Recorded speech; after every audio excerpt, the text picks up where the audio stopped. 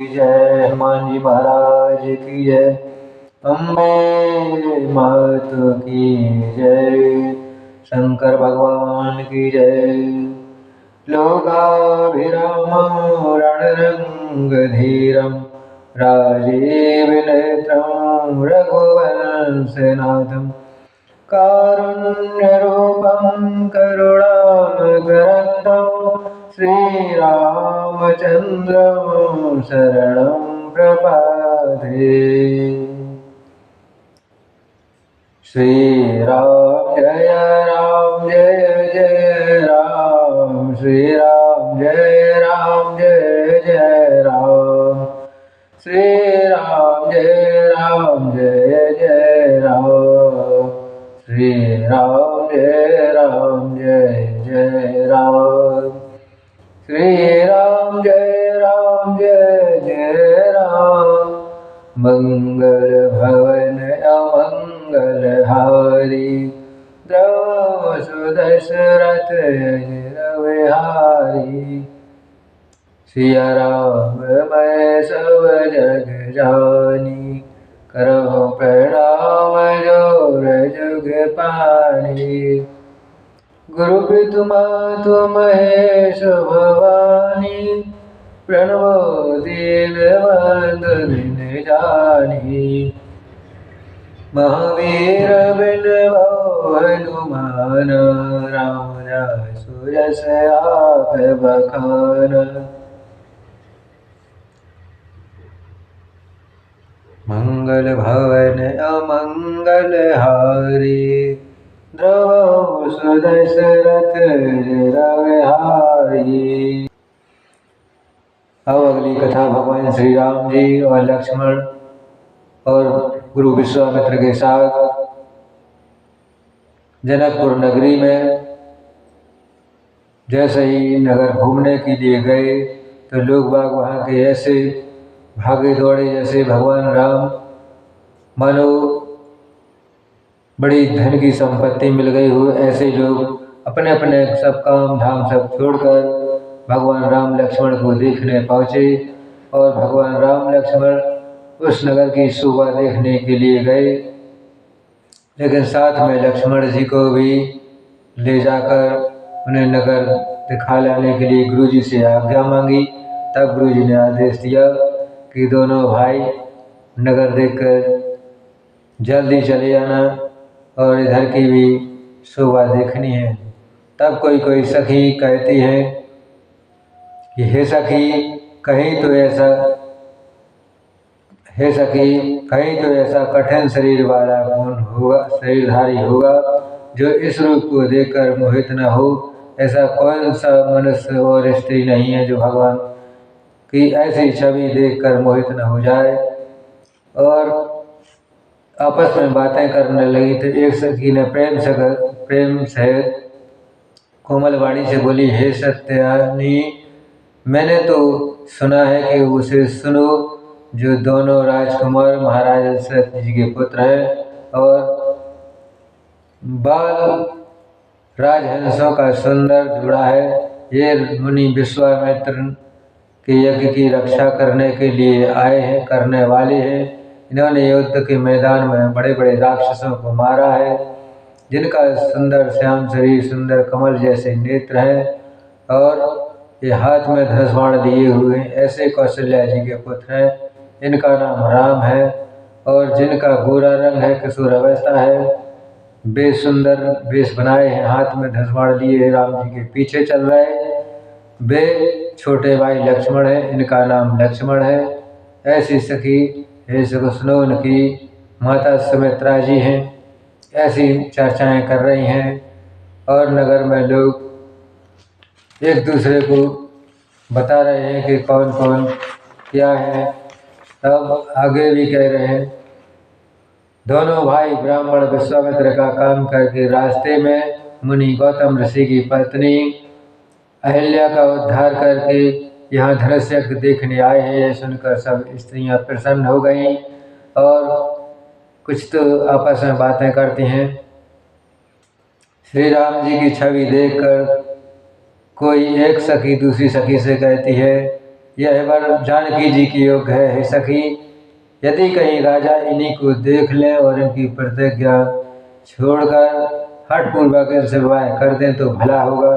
किसी ने कहा कि राजा ने इन्हें पहचान लिया है, अब मुनि के साथ इनका आदरपूर्वक सम्मान है किया है, परंतु हे सखी, राजा अपना प्रण नहीं छोड़ता।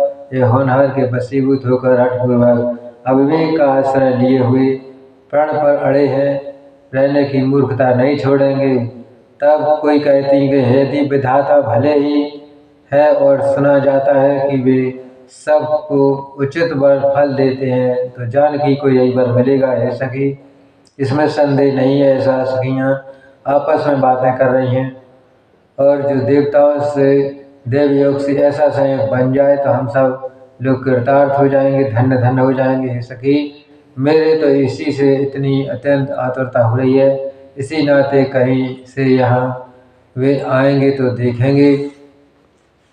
ऐसी सखियाँ बार बार बातें कर रही हैं। कोई तो कहे नहीं तो हे सखी सुनो, हमको इतना दर्शन दुर्लभ है। यह संयोग तभी हो सकता है जब हमारे पूर्वजों के बहुत बड़े पुण्य हैं, तभी हम लोगों को देखने को मिला है। और दूसरी सखी ने कहा, हे सखी, तुमने बहुत अच्छा कहा, इस विवाह से सभी का परम हित है। किसी ने कहा, शंकर जी का धनुष कठोर है, परंतु ये सांवले राजकुमार कोमल शरीर के बालक जरूर हैं। पर हे सखी, यह सब असमंजस ही है। यह सब दूसरी सखी कोमल वाणी से कहती है। सखी, इसके संबंध में कोई ऐसा कहते हैं, कोई अपने अपने मन से जैसा जिसको लगता है वैसा कहते हैं, परंतु जिनके चरणों कमलों की धूलि का स्पर्श पाकर अहिल्या तर गई हो, जिसने बड़ा भारी पाप किया हो, क्या वे शिव जी का धनुष बिना तोड़े रहेंगे? इस विश्वास को भूलकर भी नहीं छोड़ना चाहिए। तब जिस ब्रह्मा ने सीता जी को संवार कर रचा है, उसी ने विचार कर सांवला भर भी रचा रखा होगा। उसी के वचन सुनकर से हर्षित हुए, वो कोमल वाणी से कहने लगी। तब बड़े बड़े शुभ होने लगे। ये हर सही बर सही सुमन सुमुख सुलोचनी वृंद, जय जय जय बंधु दूत तय परमानंद। और सुंदर सुख और सुंदर नेत्रों वाली स्त्रियां समूह के समूह हृदय में हर्षित होकर फूल बरसा रही हैं, और जहाँ जहाँ दोनों भाई जाते हैं वहाँ परम आनंद आ जाता है। सभी नगरवासियाँ कोई ऊपर अपने अपने मकानों से देख रहे हैं, ऐसा सबको आनंद प्राप्त हो रहा है। दोनों भाई नगर के पूरब की ओर गए, जहाँ धनुष यज्ञ के लिए रंगभूमि रंगशाला बनाई गई थी। वहाँ बहुत लंबा चौड़ा सुंदर ढाला हुआ पक्का आंगन था, जिस आंगन पर सुंदर निर्मल वेदी सजाई गई थी। उस वेदी के पास भी देखने के लिए चारों ओर सोने के बड़े बड़े मंच बने थे, जिन पर राजा लोग बैठे थे। उसके पीछे समीप चारों ओर मथानों का मंडलाकार शरीर शोभित हो रहा है, ऐसा लग रहा है। जहाँ जहाँ अपने कुल के अनुसार सब स्त्रियाँ अपने अपने मन के विचार की योग्य बातें कर रही हैं।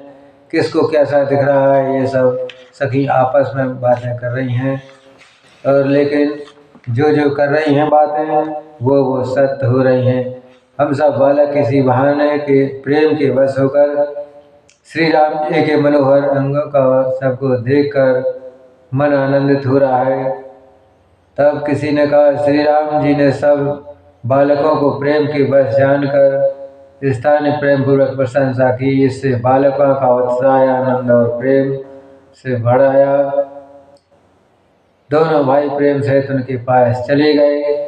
और कोमल जब कुछ लोगों ने देखा तब बोलने लगे, राम ही देखा वही अनुजय रचना, कहे मृदु मधुर मनोहर बचना।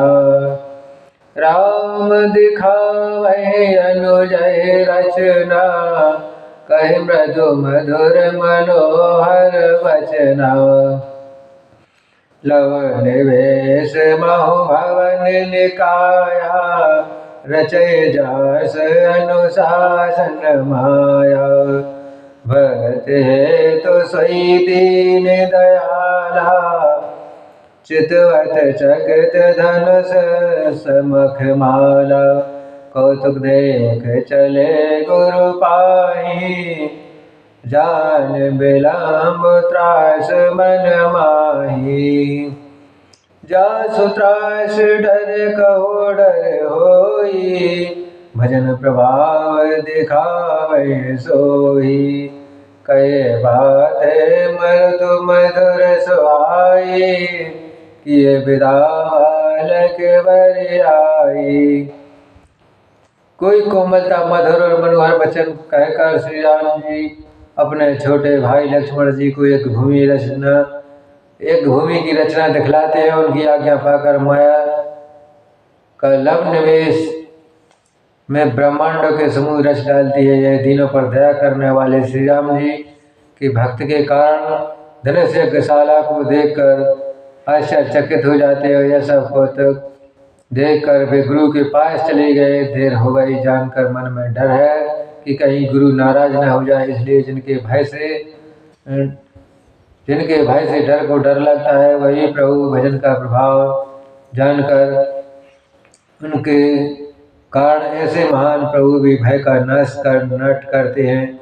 दिखला रहे इन्होंने कोमल मधुर वचन कहकर बालकों को जबरदस्ती विदा किया और कहते हैं कि रात्रि का प्रवेश होते ही संध्या के समय मुनि ने आज्ञा दी। सबने संध्या बंदन किया। निस प्रवेश मुनि आय सुदीना, सवै संध्या बंदन कीना। कहत कथा इतिहास पुरानी, रचर रजनी जुग राम सरानी। मुनिवर शयन कीनी तब जाई, लगे चरण चापन दो भाई। जिनके चरण सरोर लागी, करय विविध जप जोग विरागी। ते दो बंधु प्रेम जन, जीते गुरु पद कमल पलोटत प्रीते। बार बार मुनि आज्ञा दीनी, रघुबर जाय शयन तव कीनी। चपत चरण लखन उर लाए, सवै सप्रेम परम सदो पाए। और रात्रि का समय हो गया। रात्रि का समय होते ही मुनि ने आज्ञा दी। सब भगवान राम लक्ष्मण सभी नगर की शोभा देखने के बाद रात्रि वही मुनि विश्वामित्र के साथ विश्राम करने के लिए अपने रूप कमरे में गए। और प्राचीन कथाएं कहते हैं, कथाओं का इतिहास कहते कहते सुंदर रात्रि दोपहर बीत गई, परंतु उनके गुरु सो रहे थे। भगवान राम चरणों को दबा रहे थे, उनके पीछे लक्ष्मण खड़े थे। उन्होंने बार बार आज्ञा दी दोनों भाइयों को कि अब रात्रि हो गई है, ज़्यादा बीत गई है, इसलिए सो जाओ। गुरु के चरण कमलों को दबा रहे, लेकिन मुनि की आज्ञा पाकर राम जी आधी रात्रि को सोए। उसके बाद और लक्ष्मण तो कम सोए, लेकिन श्री राम जी बार बार कह रहे हैं, हे तात अब सो जाओ। तब वे चरण कमलों को हृदय में धारण करके वे भी लेट गए। रात बीतने पर मुर्गे का शब्द सुनकर कानों में सुनकर लक्ष्मण जी जग गए। और उनके बाद जगत के स्वामी श्रीराम भगवान राम गुरु से पहले ही जाग गए। उठे लखन से विगत सुनी, हरण सिखा धुनि कान। गुरु ते पहले जगतपति, जागे राम सुजान। भगवान राम गुरु जी से पहले जाग गए, उनके पहले लक्ष्मण जी जाग गए।